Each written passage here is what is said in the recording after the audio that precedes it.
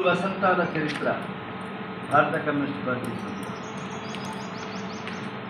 100 సంవత్సరాలుగా భారతదేశంలో శ్రామిక ప్రజల కోసం నిరంతరం పోరాటాలు నిర్వహిస్తూ కష్టజీవుల పార్టీగా, మధ్యతరగతి జీవుల పార్టీగా భారతదేశంలో అనేక సంస్కరణలకు నాంది పలికినటువంటి భారత కమ్యూనిస్ట్ పార్టీ ఆంధ్రప్రదేశ్ కమ్యూనిస్టు సమితి ఆధ్వర్యాన ఎన్టీఆర్ జిల్లా పార్టీ నాయకత్వాన పెనుగంచిప్రోలు మండల పార్టీ సహకారంతో జూన్ 10 నుంచి 15వ తేదీ వరకు రాష్ట్ర స్థాయి రాజకీయ సైద్ధాంతిక రాజకీయ శిక్షణా శిబిరాన్ని పెనుగంచిప్రోలు గ్రామంలో స్నేహ గార్డెన్స్లో జరుగుతుంది. వందలాది మంది 28 జిల్లాల నుంచి అన్ని జిల్లా కార్యవర్గ సభ్యులు మరియు రాష్ట్ర స్థాయి నాయకులందరూ పాల్గొనేటువంటి శిబిరంలో ఈ శిబిరానికి కమ్యూనిస్టు ఉద్యమ శ్రేయోభిలాషులు, పెద్దలు, రాజకీయ పార్టీల వారు ఆర్థికంగా సహకారం ఇవ్వడం ద్వారా 50 సంవత్సరాల తరువాత పెనుగంచిప్రోలు గ్రామంలో రాజకీయ జరుగుతున్నాయి. సైద్ధాంతిక శిక్షణ శిబిరం కొనసాగుతూ ఉన్నాయి.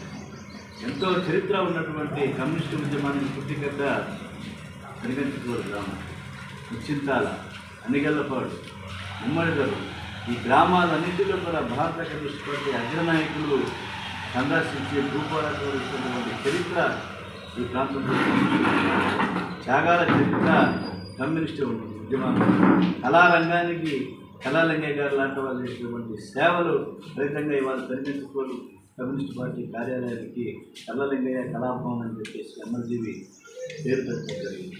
కాబట్టి త్యాగాల చరిత్ర ఉన్నటువంటి ఈ ప్రాంతాన్ని రాష్ట్ర పార్టీ ఎంచుకోవడం జరిగింది.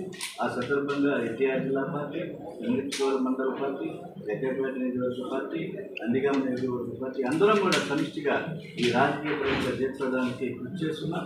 ఈ సందర్భంగా దేశ రాజకీయాలు ఇవాళ ఎలా ఉన్నాయని చూస్తున్నాం. అచ్చాదిన్ నాయక అని చెప్పారు నరేంద్ర మోడీ గారు. కాబట్టి ఇవాళ అచ్చాదిన్ ప్రతినిధిగా మారాలి. సబ్కా సాత్ సబ్కా వికాస్ అని చెప్పారు. ఏమైపోయింది సబ్కా సాత్ సబ్కా వికాస్ వల్ల? పెట్రోల్ డీజిల్ ధరలు ఆకాశాన్ని ఉంటున్నటువంటి పరిస్థితి. రేపో మాపో 10 రోజుల తర్వాత దేశం ఎదుపొద్దుతో కూడా చెప్పేటువంటి పరిస్థితి. ట్రంపింగ్ ఆ దేవుడు శాసిస్తాడు, అరుణాచలం పాటిస్తాడని చెప్పి చెప్తాడు. మోడీ శాసిస్తాడు, నరేంద్ర మోడీ పాటిస్తాడు. ఇవాళ ఈ మోడల్లో భారతదేశం ఉన్నటువంటి పరిస్థితి. కాబట్టి తన తిరోగమన విధానాల ద్వారా భారతదేశాన్ని